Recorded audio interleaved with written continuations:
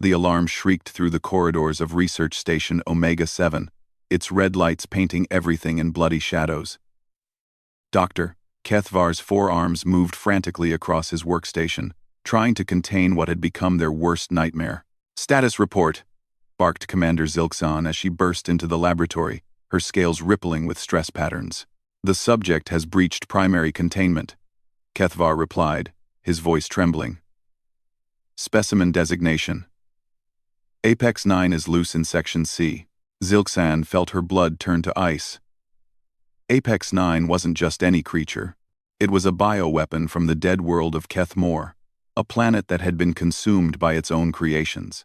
The creature stood 3 meters tall, possessed razor-sharp claws that could cut through reinforced steel, and had acidic blood that could melt through most known materials.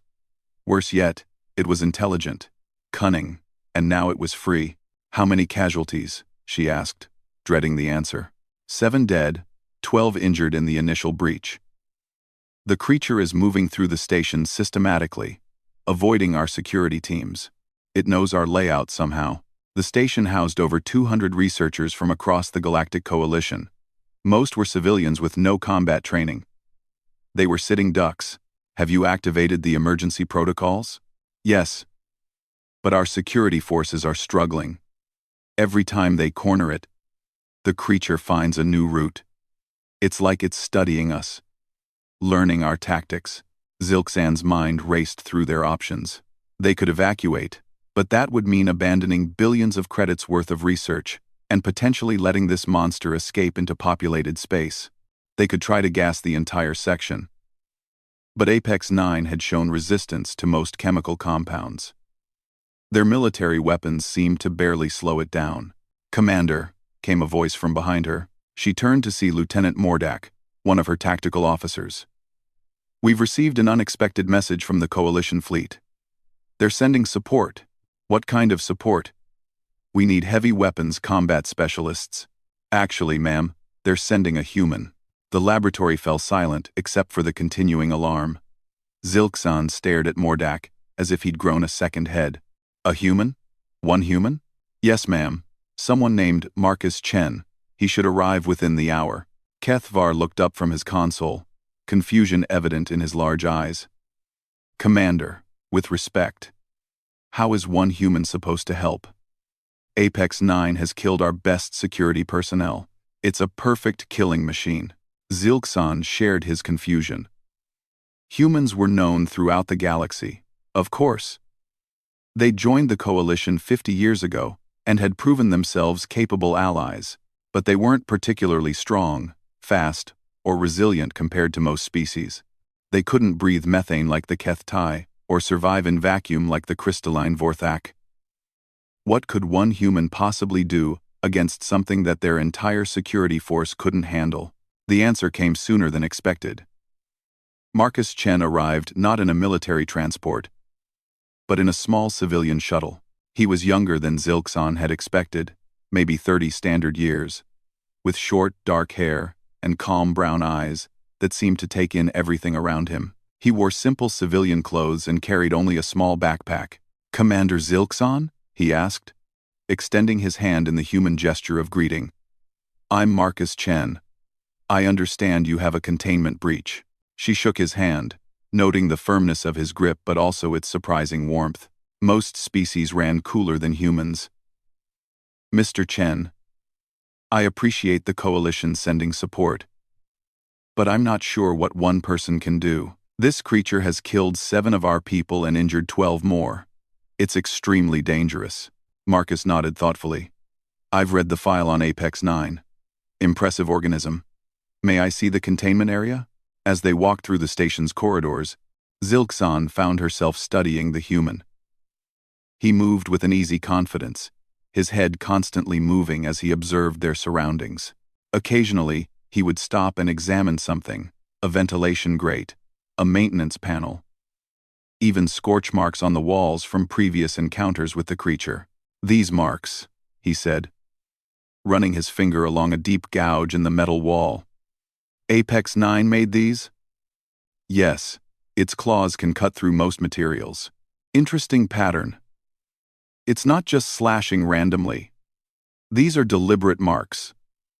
Almost like, he paused, examining the scratches more closely. Like it's marking territory.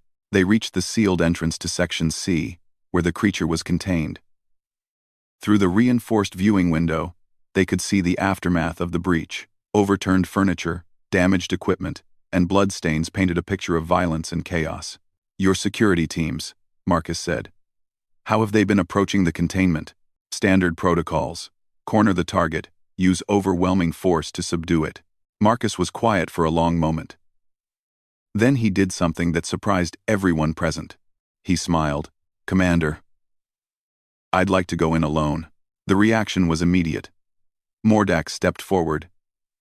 Sir, that's suicide. The creature will tear you apart. With respect, added Dr. Kethvar. You don't understand what we're dealing with. Apex 9 isn't just an animal. It's a bioengineered predator designed to kill efficiently. Marcus looked at each of them in turn. I understand your concern, but I think there might be a different approach we haven't tried yet. What approach? Zilkson asked. Well, you've been treating Apex 9 like a monster that needs to be destroyed or contained. But what if we treated it like what it actually is? Which is, a scared, intelligent being that's trapped in an unfamiliar environment, surrounded by creatures it perceives as threats. The suggestion was met with stunned silence. Finally, Kethvar spoke up. Mr. Chen, this organism was designed to be a weapon. It has no capacity for anything but violence. Marcus opened his backpack and pulled out a simple metal container. Maybe. But every intelligent species has basic needs. Food, safety, social interaction. Even bioweapons need to eat. You're going to feed it? Mordak's voice cracked with disbelief. I'm going to try to communicate with it. Show it that not every encounter has to end in violence. Zilksan felt her protective instincts warring with her curiosity. The humans' approach seemed insane. But their conventional methods had failed catastrophically. Mr. Chen, if you're wrong about this, if I'm wrong, you seal the section and try something else. But if I'm right, we might be able to resolve this without any more bloodshed. She looked around at her staff. Kethvar was shaking his head, convinced this was madness. Mordak looked torn between admiration for the human's courage and horror at his apparent death wish. The other personnel seemed equally divided. What's in the container? She asked finally. Marcus smiled again. Protein paste. High-quality stuff. The kind of thing any carnivore would find appealing. And you think offering food will somehow make this creature docile? I think, Marcus said carefully, that Apex 9 has been responding to every interaction as a threat because every interaction has been threatening. Security teams with weapons, scientists with restraints and sedatives. From its perspective, everyone it's met has been trying to hurt it. Because it killed 7 people. Because it was afraid and defending itself the only way it knew how. The simple statement hung in the air. Zilksan found herself reconsidering everything they knew about the situation. The creature had indeed been defensive rather than aggressively hunting. It had stayed in one area rather than rampaging through the entire station. And the territorial markings Marcus had noticed. You really think this will work? Marcus shrugged. A uniquely human gesture. I think it's worth trying. What's the worst that could happen? I can't.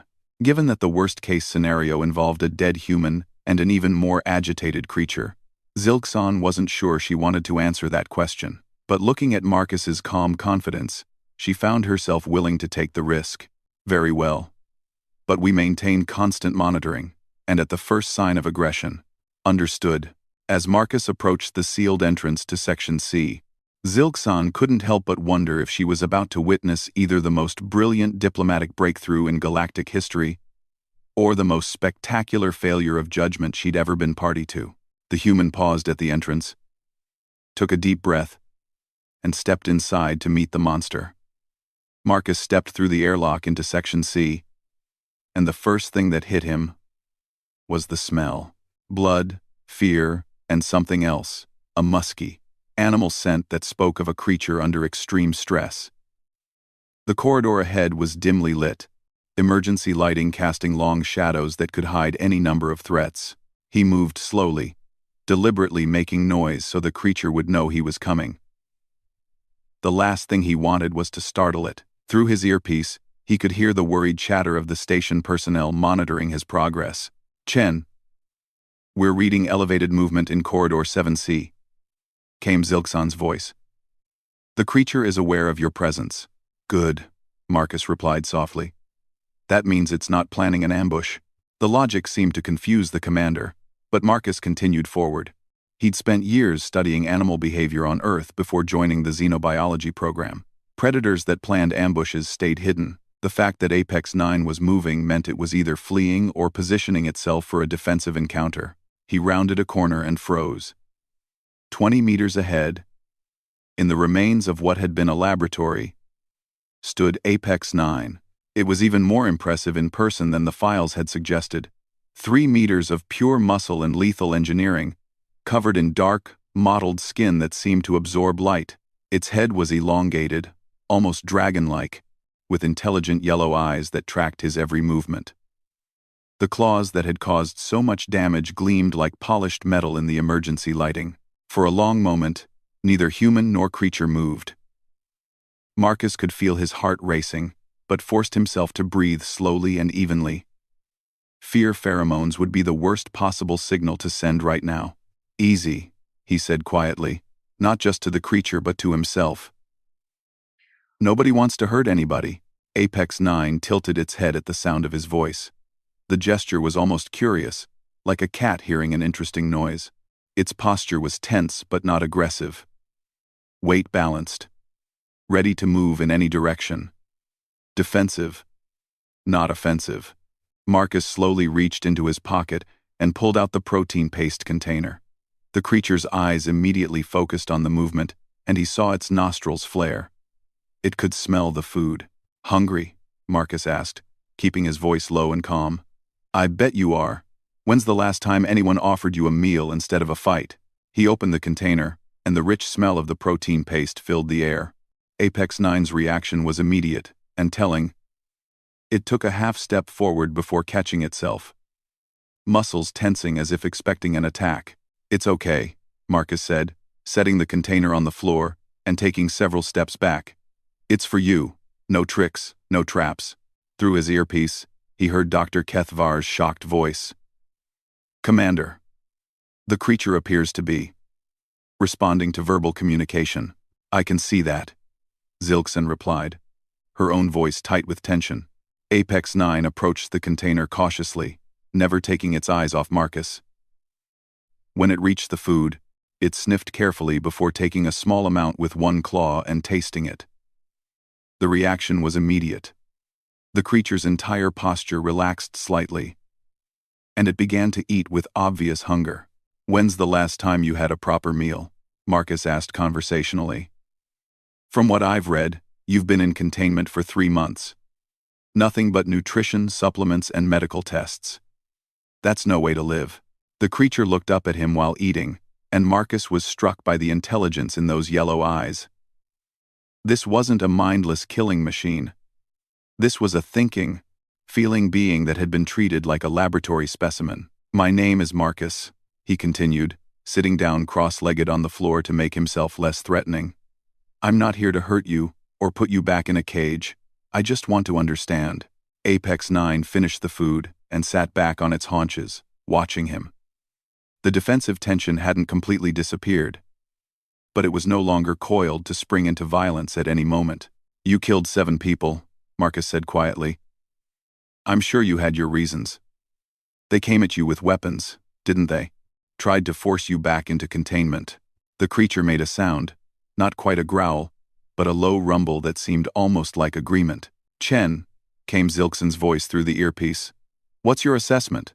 "It's scared," Marcus replied, confused and scared. "It doesn't understand why it's here, or what these people want from it."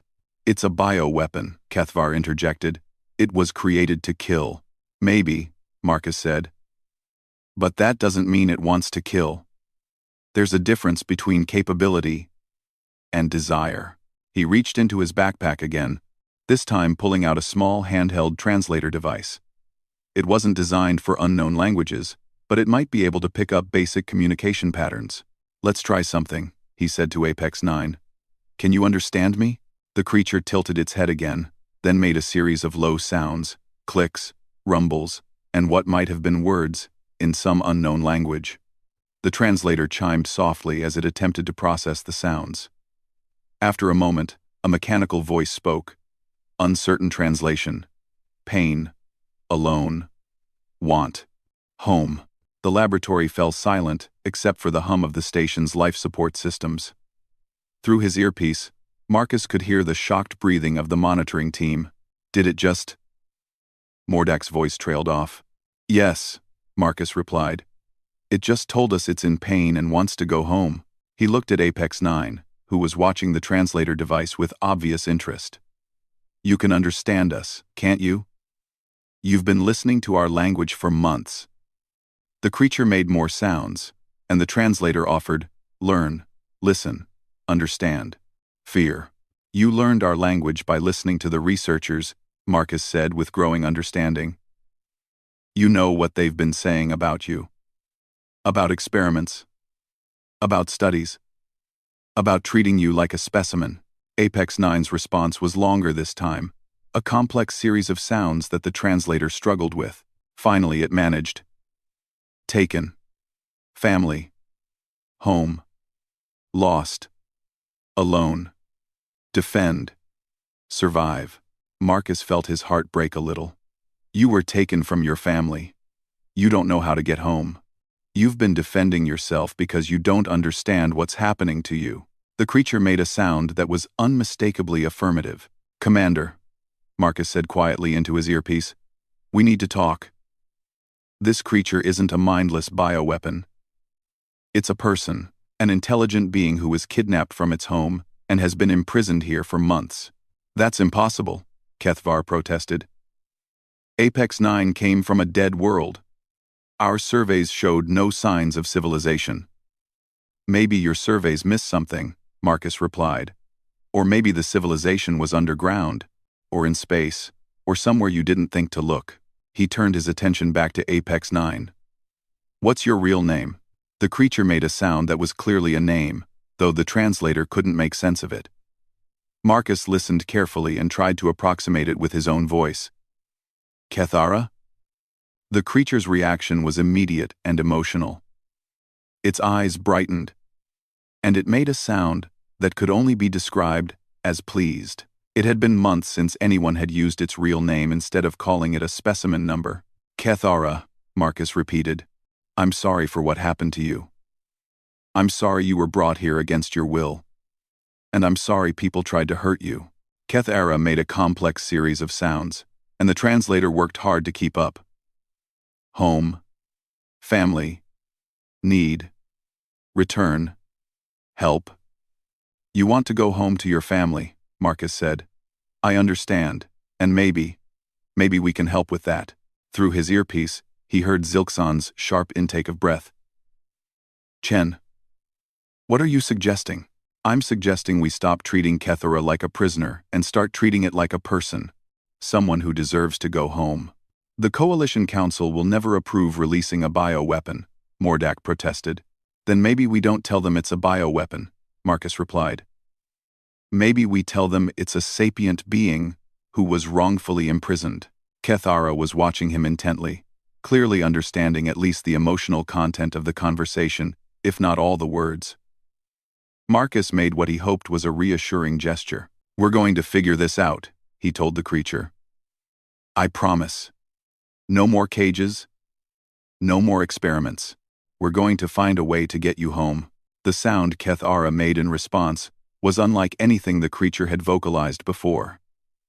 It was soft, almost musical, and unmistakably grateful. For the first time since the crisis began, Marcus felt hopeful. They'd made contact. Real, meaningful contact. Now came the hard part. Convincing an entire galactic civilization to rethink everything they thought they knew about bioweapons, sapience, and the nature of monsters. The emergency council meeting convened 6 hours after Marcus's breakthrough with Kethara.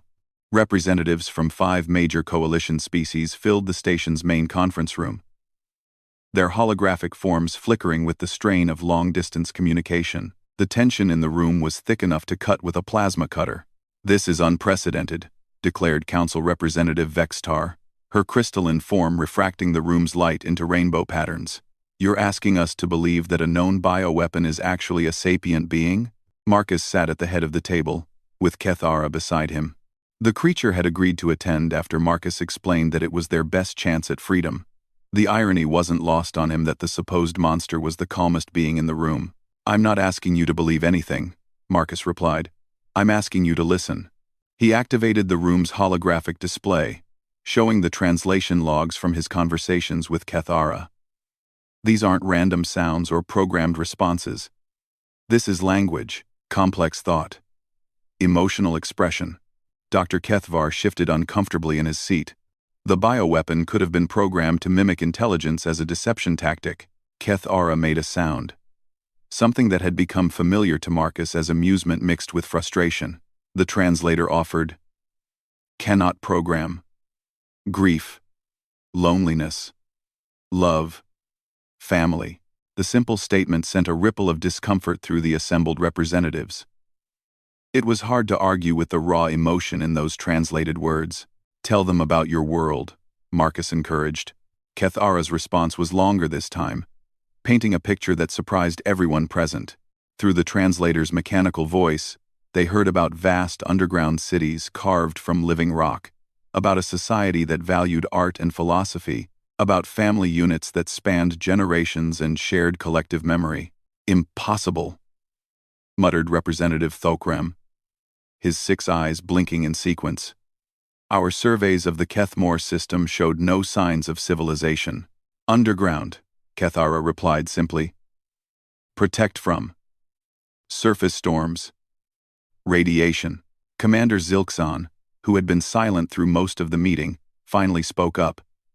"If this is true, if Apex 9, if Kethara is actually from a hidden civilization, then we've committed an act of kidnapping on a galactic scale." "Worse than that," Marcus added grimly. "We've been torturing a kidnapping victim for 3 months." The room fell silent. The implications were staggering.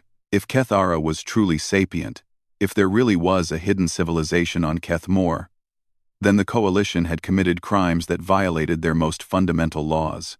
Representative Vextar's crystalline form dimmed with what Marcus had learned was her species' expression of deep thought. "Mr. Chen, what exactly are you proposing we do about this situation?" "First, we stop calling Kethara a bioweapon and start treating them as a person," Marcus replied.